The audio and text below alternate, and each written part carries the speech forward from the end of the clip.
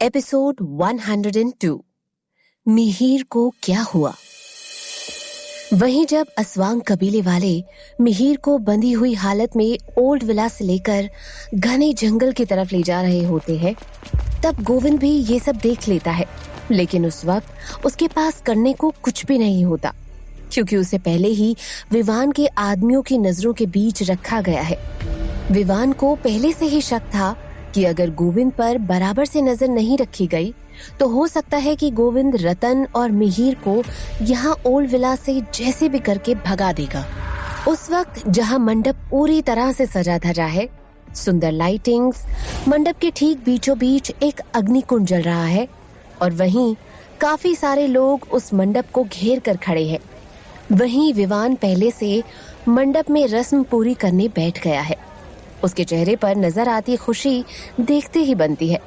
विवान की इस खुशी के पीछे की वजह भी तो बहुत खास है, क्योंकि आज की रात उसकी जिंदगी के सबसे बड़े दुश्मन मिहिर की मौत जो हो जाएगी। एक तरफ मिहिर की सांसें हमेशा के लिए थम जाएंगी, वहीं वो हमेशा हमेशा के लिए अपनी मुक्ता को हासिल कर लेगा। एक तरफ जहाँ शादी की रस्में हो रही हैं और सब लोग मंडप के आसपास मौजूद हैं, वहीं उस वक्त गोविंद मंडप के पास से उठकर वहां मौजूद विवान के आदमियों की नजरों के बीच से जैसे तैसे होकर कहीं आहिस्ते आहिस्ते बढ़ते जा रहे हैं और उनके कदम उसी बेसमेंट की ओर आकर ठहर जाते हैं। और वहां का नजारा देखकर उनकी आंखें फटी की फटी रह जाती हैं, क्योंकि रतन बेसुध सी हालत में चेयर पर बंधे हुए हैं और एक और लुढ़क गए हैं। उन्हें बिल्कुल भी होश नहीं है कि मिहिर के साथ अभी क्या हो रहा होगा। वहीं जल्दी से पानी का बंदोबस्त करते हुए गोविंद कुछ पानी के छींटे जल्दी से रतन की आंखों में डालते हुए रतन को उठाने लगते हैं।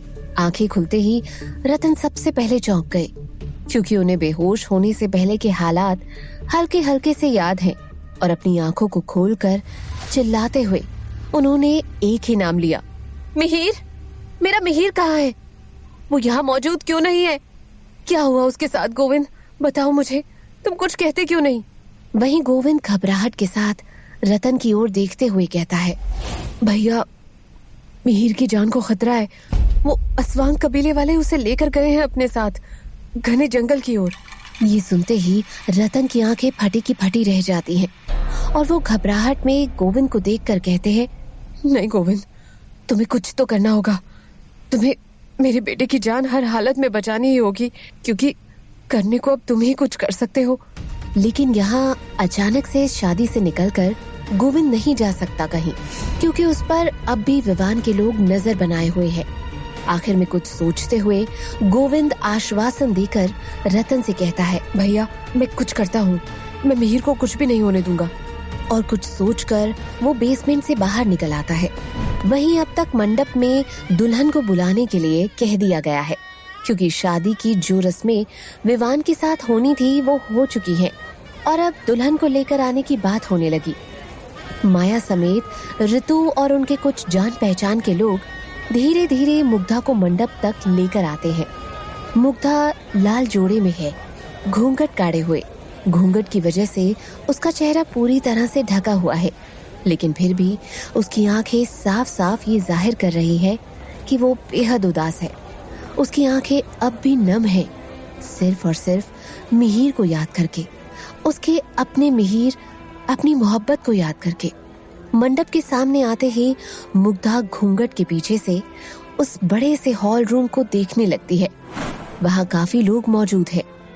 वहाँ सिर्फ और सिर्फ एक चेहरा मौजूद नहीं है दर्जन लोगों के बीच, लेकिन फिर भी उसे सिर्फ और सिर्फ एक चेहरे की उम्मीद है, उसकी मोहब्बत, मिहिर का चेहरा, क्योंकि उसके लिए इस जिंदगी के कोई मायने नहीं है।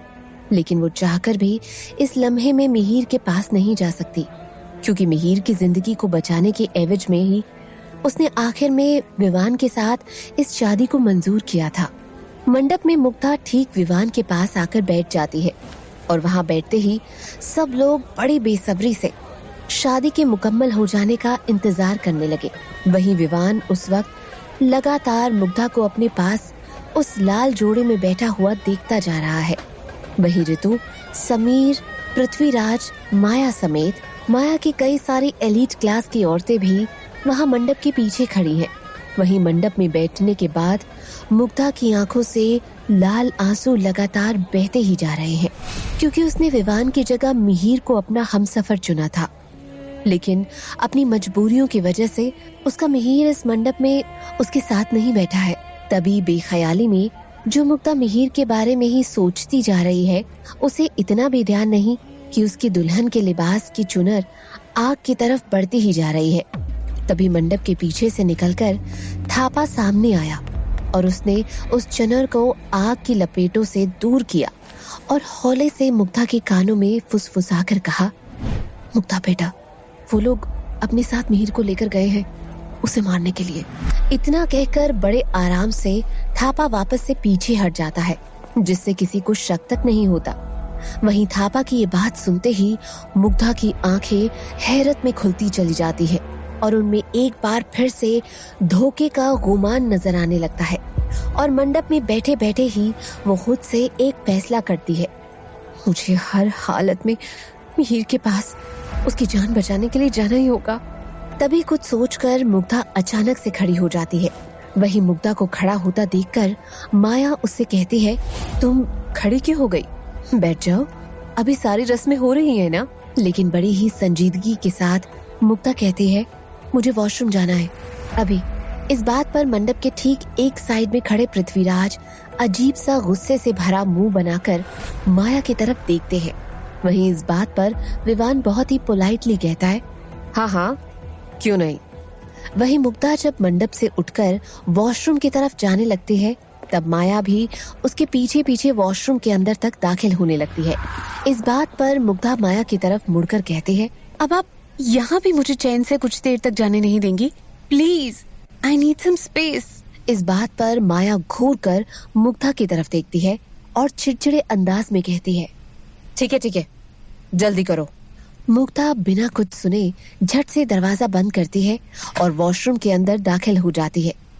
और वहीं अगले ही पल वॉशरूम के अंदर दाखिल होते ही वो वॉशरूम की बड़ी से खिड़की से कूदकर बाहर निकल जाती है, अपने उसी दुल्हन के लिबास में, और ओल्ड विला के पिछले हिस्से से निकलकर अंधेरे रास्ते में जितनी तेज रफ्तार से हो सकता है वो भागने लगती है, बिना पीछे एक भी बार मुड़े हुए, और जंगल की ओर बढ़ने लगती है।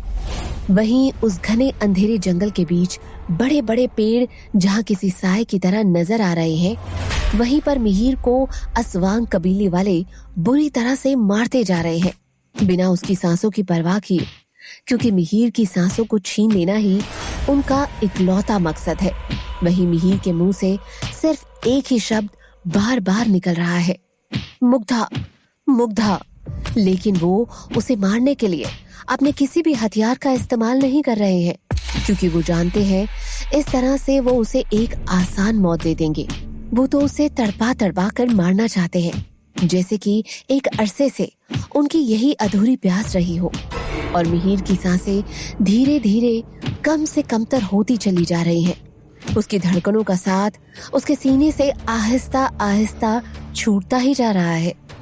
वहीं दूसरी तरफ मुग्धा पागलों की तरह, दीवानों की तरह भागते ही जा रही है। उसे अपने सामने आने वाली किसी चीज की कोई परवाह नहीं है। वो पेड़ों को जड़ समेत उखाड़ते हुए भी भागती चली गई। उसे किसी चोट की भी कोई परवाह नहीं है, क्योंकि जो दर्द इस वक्त उसके सीने में उठ रहा है, मिहिर को हर हाल में कबीले वालों से बचा लेने का जो दर्द है, वो इन चोटों के आगे कुछ भी नहीं है। इस लम्हे में उसके कदम सिर्फ और सिर्फ जंगल में मौजूद मिहिर को बचाने के लिए ही भागते जा रहे हैं। वहीं जंगल में उस गहन अंधेरे के बीच कई सारे कबीले वाले मिलकर मिहिर को उठाते हैं और उसे उठाकर जमीन पर जोर से पटक देते हैं। मिहिर सूखे पत्ते की तरह जमीन पर पटखनी खाता है और वहीं नीचे जमीन पर पड़े एक बड़े से पत्थर से उसके सीने पर गहरी चोट लग जाती है और काफी सारा खून एक साथ मुंह से उगलते हुए एक जोरदार हिचकी के साथ धीरे धीरे उसकी आंखों के आगे अंधेरा छाने लगता है और मिहिर अपने सामने धीरे धीरे सब कुछ रुकता हुआ सा महसूस करता है, जैसे कि सब कुछ थम रहा है। उसकी आंखों से धीरे धीरे आंसू बहने लगते हैं और एक आखिरी बार उसके मुंह से निकलता है, मुग्धा। इसके साथ ही मिहिर की आंखें बंद हो जाती हैं और कुछ ही लम्हे के बाद मिहिर की धड़कनें चलनी बंद हो जाती हैं। वही कबीले का सरदार आगे बढ़ते हुए मिहिर की गर्दन की नस टटोलने लगता है, ये देखने के लिए कि क्या मिहिर की सांसें अब भी बची हैं या फिर मिहिर के प्राण पखेरु उड़ चुके हैं। लेकिन मिहिर की सांसें तो क्या, उसकी धड़कनें भी उसका साथ छोड़ चुकी हैं। कबीले का सरदार मुस्कुराते हुए कहता है, ठीक है, काम हो गया, अब इसकी लाश को जल्दी से जल्दी ठिकाने लगा दो। अभी कबीले वाले अपना एक भी कदम आगे बढ़ा पाते कि इससे पहले ही मुग्धा वहाँ तेजी से भागते हुए आती है। उसने दुल्हन का लिबास पहना हुआ है, इसलिए उसे पहले वो कबीले वाले पहचान नहीं पाते। लेकिन तभी वो आग की मशाल को मुग्धा के चेहरे के पास लाकर उसे देखते हैं तो सभी के सभी कबीले वाले मुग्धा को पहचान कर चौंक जाते हैं और एक दूसरे की तरफ देखने लगते हैं। तभी कबीले का सरदार मुग्धा की ओर देखकर अपनी गरजती हुई आवाज में कहता है, ए लड़की, तुम यहाँ क्या कर रही हो? तुम्हें तो वहाँ शादी के मंडप में होना चाहिए था। लेकिन मुग्धा उनकी बातों पर कोई भी ध्यान नहीं देती और जमीन पर एक और बिना कोई हरकत किए लेटे मिहिर को देखकर उसे झंझोड़ने लगती है। मिहिर, मिहिर, मिहिर, प्लीज मिहिर उठो। लेकिन बार बार मिहिर को हिलाने डुलाने के बाद भी मिहिर मुग्धा को कोई रिस्पॉन्स नहीं देता। मिहिर को पकड़कर मुग्धा जोर से चिल्लाती है, मिहिर! और उसकी ये आवाज पूरे जंगल में गूंज उठती है। मिहिर, तुम उठते क्यों नहीं? उठो मिहिर, सिर्फ मेरे लिए। तुम मुझे छोड़कर नहीं जा सकते। लेकिन जब जिस्म से सांसें रूठ जाती हैं, तब किसी का दिल भी नहीं धड़कता और शरीर का हिलना तो दूर की बात है। मुग्धा मिहिर को पकड़कर फूट फूट कर रोने लगती है और उसकी आंखों से लाल आंसू बहते ही जा रहे हैं। वहीं कबीले वाले मुग्धा को उठाते हुए कहते हैं, चल चल, जा यहाँ से। तभी गुस्से से मुग्धा कबीले वालों की तरफ मुड़कर हुंकार भरती है। ये हुंकार इतनी जोरदार होती है कि सारे कबीले वालों की रूह तक कांप उठती है, जैसे कोई तेज हवा का झोंका उनसे तेजी से आ टकराया हो, जिससे वो लोग एक खौफ की वजह से अपने कदम पीछे की ओर हटाने लगते हैं। और वहीं मुग्धा की आंखें लाल गहरी नजर आ रही हैं, जैसे कि उनसे खून का दावानल बह रहा हो। मुग्धा घूरते हुए उनकी तरफ देखकर कहती है, तुम लोगों ने मिहिर को मारा, मुझसे मेरा मिहिर छीन लिया तुमने। तुम लोगों की हिम्मत कैसे हुई मेरे मिहिर को हाथ लगाने की? अब मैं तुम लोगों में से किसी को भी जिंदा नहीं छोड़ूंगी। और फिर देखते ही देखते मुग्धा उन 7-8 कबीले वालों के ऊपर भूखी शेरनी की तरह टूट पड़ती है और एक एक करके उन सारे कबीले वालों से लड़ने लगती है। गुस्से में उसके नुकीले दांत उसके मुंह से बाहर की ओर झलकने लगे हैं और वो खूंखार तरीके से अपने सामने आने वाले हर एक कबीले वालों को घायल करती जा रही है। किसी की आंखें उसके चेहरे से उबलते हुए बाहर आने लगी है तो किसी का एक हाथ घुमाकर मुग्धा ने पूरी तरह से उखाड़ दिया है। किसी को हवा में ऊपर इतनी दूर उछाल दिया कि जमीन पर गिरते ही वो उठने की हालत में न रहा। बस चंद मिनटों में ही कबीले वाले मुग्धा के गुस्से के आगे बेबस नजर आने लगे हैं। सारे कबीले वाले मुग्धा से खौफ खा रहे हैं, क्योंकि आज से पहले उन्होंने किसी भी ऐसे वैम्पायर का सामना नहीं किया है जो इतनी खूंखार हो सकती है। कुछ कबीले वाले आपस में अपनी भाषा में बड़बड़ाने लगे, इसका कुछ करना होगा, नहीं तो ये हमारा वजूद मिटा देगी। अगले ही पल मुग्धा ने उनमें से एक मझले कद के कबीले वाले की गर्दन को झपट कर पकड़ लिया और गुस्से से उसकी गर्दन को उखाड़ फेंकने को ही थी कि तभी एक अजीब से हथियार में तीरनुमा बर्छा डालते हुए एक कबीले वाले ने मुग्धा की गर्दन पर वो हथियार टारगेट किया और जैसे ही तीर मुग्धा की गर्दन में दाखिल हुआ, एक चीख के साथ अगले ही पल मुग्धा लड़खड़ाते हुए नीचे जमीन पर आ गिरी। ये देखकर सारे कबीले वालों की आंखों में खुशी की चमक दौड़ गई और देखते ही देखते वो सारे कबीले वाले मुग्धा की ओर उस पर झपटने के लिए भागने लगे। तो क्या होगा कहानी में आगे? क्या मुग्धा और मिहिर की कहानी यहीं खत्म हो जाएगी?